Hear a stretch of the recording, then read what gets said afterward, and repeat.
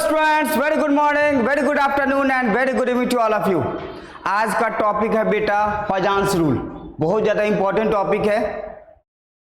NCERT book में लिख दिया है फजांस रूल, एक्सप्लेन नहीं किया है, मैं इसको एक्सप्लेन कर रहा हूं क्या होता है फजांस रूल। फजांस रूल बोलता है बेटा when a cation approaches an anion closely, जब कोई कैटायन एनायन को अप्रोच करता है अपनी तरफ। जैसे मान लो हमने एक कैटायन लिया प्लस चार्ज का और एक एनायन लिया माइनस चार्ज का।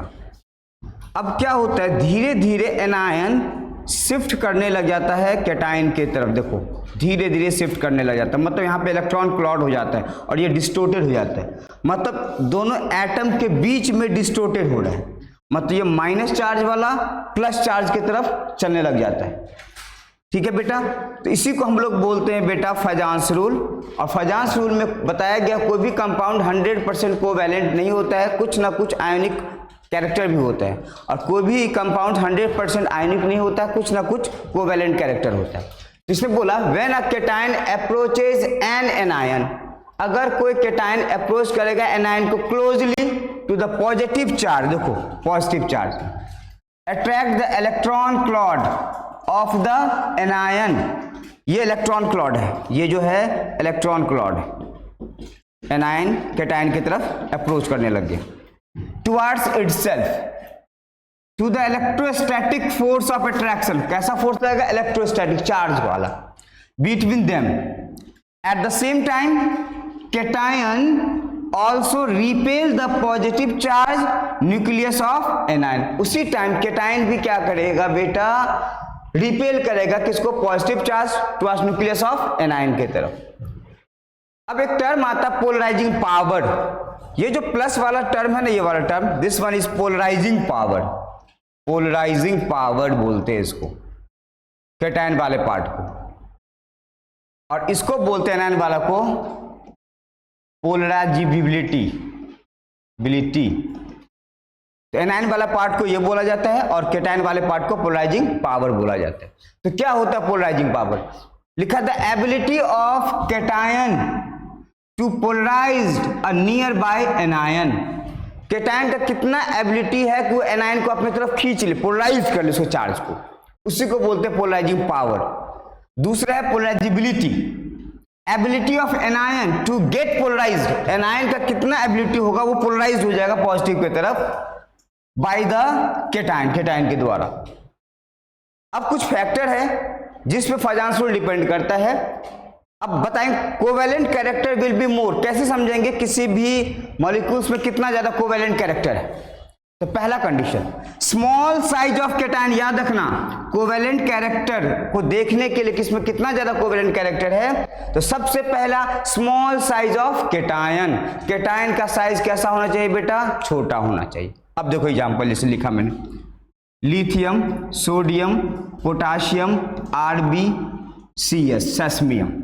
पूछा जाएगा आपको इसमें सबसे ज्यादा कोवैलेंट कैरेक्टर किसका है, और ये एल्कली मेटल आपको पता है ग्रुप फर्स्ट के एलिमेंट्स है।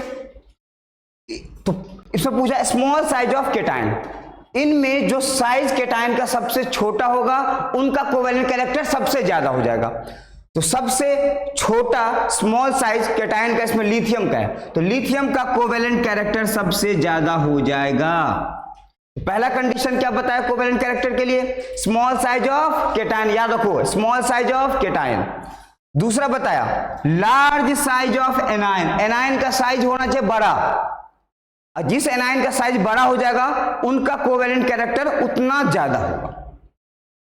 जैसे एग्जांपल देखो, हमने लिखा आयोडीन, क्लोरीन, ब्रोमीन और फ्लोरीन, ये सब एक एनायन है। अब बता लार्ज साइज ऑफ एनायन, इन चारों एनायन में जिनका साइज बड़ा हो, जिनका साइज क्या हो? बड़ा, उनका कोवैलेंट कैरेक्टर उतना ज्यादा। तो साइज सबसे बड़ा आयोडीन का, फिर क्लोरीन, फिर ब्रोमीन, देन आफ्टर फ्लोरीन। तो सबसे अच्छा कोवैलेंट कैरेक्टर कौन दे रहा है? आयोडीन। नेक्स्ट है मोर चार्ज ऑन कैटायन और एनायन। जितना ज्यादा चार्ज होगा कैटायन का और एनायन का, उनका कोवैलेंट कैरेक्टर उतना अच्छा होगा, उतना ज्यादा होगा। मैं 3 कंडीशन बताया। पहला कंडीशन क्या बताया बेटा? Size small size of cation, then covalent character क्या होगा, ज्यादा। दूसरा लार्ज साइज ऑफ एनायन, अगर एनायन का साइज बड़ा हो जाए तो उनका कोवेलेंट कैरेक्टर ज्यादा। नेक्स्ट बताया मोर चार्ज ऑन केटायन, केटायन पे अगर चार्ज ज्यादा है या एनायन पे चार्ज अगर ज्यादा है तो उनका कोवेलेंट कैरेक्टर ज्यादा होगा। कुछ ऑर्डर लिखा है कोवेलेंट कैरेक्टर का, देखो ये वाला, इसमें सबसे ज्यादा कोवेलेंट कैरेक्टर देखो लिथियम, सब में लिथियम है, केटायन है लिथियम, फ्लोरीन क्लोरीन ब्रोमीन और आयोडीन क्या एनायन है। तो सब ये आपने बताया second case, large size of anion, उनका कोवेलेंट कैरेक्टर ज्यादा, तो सब ज्यादा क्या होगा, lithium iodide, then lithium bromide, then lithium chloride, then lithium fluoride. दूसरा केस में कुछ याद रखना इस कंपाउंड्स का, FeCl3 है, FeCl2 है, CaCl2 है, ये डिपेंड कर रहा है केस नंबर 2 पे। मोर चार्ज ऑन केटायन, इस केटायन पे +2 का चार्ज है, इस पे +2 का चार्ज है और इस पे +3 का चार्ज है। तो सबसे ज्यादा FeCl3 और इन दोनों के रेस्पेक्ट सबसे ज्यादा FeCl2 का हो जाए। नेक्स्ट SF2 SF4 SF6 है, या मान लो CaCl2 की जगह मैं NaCl ले लेता हूं, NaCl ले लेता हूं,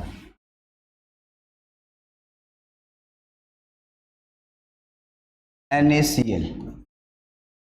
अब देखो इस पे +1 का चार्ज है, इस पे +2 और इस पे +3, तो जिस केटायन का चार्ज जितना ज्यादा वो उतना अच्छा कोवेलेंट कैरेक्टर शो करेगा। तो FeCl3 सबसे बढ़ ज्यादा, फिर FeCl2, then after NaCl। Third case में देखो SF6 सबसे ज्यादा कोवेलेंट कैरेक्टर देगा, then after SF4, then after SF2। तो ये था बेटा फाजान्स रूल के बारे में। इसी में एक टॉपिक है बेटा आयोनिक पोटेंशियल, आयोनिक पोटेंशियल, इसी को हम लोग चार्ज डेंसिटी के नाम से भी जानते हैं, आयोनिक पोटेंशियल को, और इसको डिनोट करते हैं फाई से, इसको बोलते हैं फाई, PHI, फाई, मैथ्स में यूज करते हैं आप लोग फाई, यही फाई है। आयोनिक पोटेंशियल बोला जाता है इसको केमिस्ट्री में, या इसी को हम लोग चार्ज डेंसिटी भी बोलते हैं, चार्ज डेंसिटी, चार्ज डेंसिटी। अब फाई क्या होता है, इसका फॉर्मूला है चार्ज ऑन केटायन, जो भी चार्ज हुआ केटायन पे divide by size of cation, ये होता है आयोनिक पोटेंशियल। तो ये था बेटा टॉपिक मेरा फाजान्स रूल पे। ठीक है बेटा, मैंने बेसिक्स फाजान्स रूल के बारे में बता दिया जो आपको क्लास 11 में काम आ जाए। क्या है फाजान्स रूल, NCERT ने बस डेफिनेशन लिख दिया फाजान्स रूल का, बताया नहीं, इस पर क्वेश्चन कराया नहीं, मैंने कुछ क्वेश्चंस करा दिया। फाजान्स रूल किस पर डिपेंड कर रहा था वही बताया मैंने आपको, 3 चीज पर डिपेंड कर रहा था, small size of cation, large size of anion, more charge on cation और एनायन, ये 3 चीज याद रखना बेटा, बहुत इंपॉर्टेंट चीज है ये। ठीक है, थैंक यू वेरी मच।